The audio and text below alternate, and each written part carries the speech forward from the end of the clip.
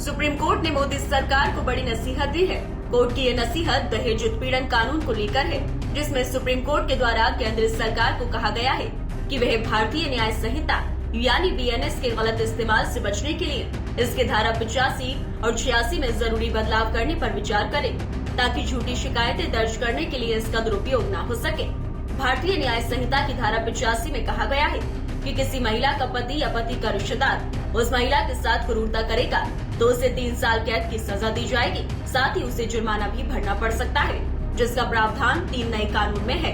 अब सवाल यह है कि आखिर बीएनएस की धारा 85 और 86 में क्या है कि सुप्रीम कोर्ट को केंद्र सरकार को ऐसी नसीहत देनी पड़ी।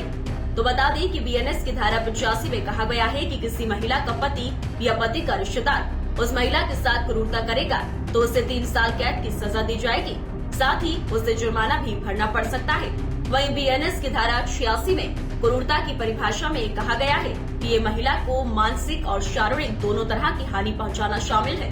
सुप्रीम कोर्ट ने केंद्र सरकार को ये भी कहा है कि उसने 14 साल पहले भी दहेज विरोधी कानून पर एक बार फिर से विचार करने को कहा था, जिसके पीछे की वजह ये है कि थानों में दर्ज कराई गई शिकायतों में ये देखा गया है कि महिलाओं के साथ हुई घटनाओं को बड़ा चढ़ाकर लिखाया जाता है।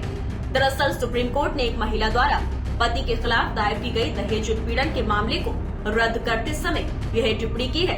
अब सवाल यह है कि आखिर सुप्रीम कोर्ट को ये नसीहत क्यों देनी पड़ी। दरअसल सुप्रीम कोर्ट में एक महिला ने दहेज उत्पीड़न के मामले में एक याचिका डाली थी। इस केस में महिला की तरफ से दर्ज कराई गई एफआईआर और आरोप पत्र से ये पता चलता है कि महिला की तरफ से लगाए गए आरोप काफी अनक्लियर, जनरल और व्यापक है।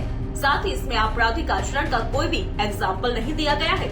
सुप्रीम कोर्ट ने महिला की याचिका रद्द तो की है, अपने फैसले की प्रतियां केंद्र सरकार, गृह सचिवों और केंद्रीय कानून को भेजने का निर्देश भी दिया है। मकसद ये है कि इस फैसले की प्रति को कानून और न्याय मंत्री के साथ गृह मंत्री के सामने भी रखा जा सके।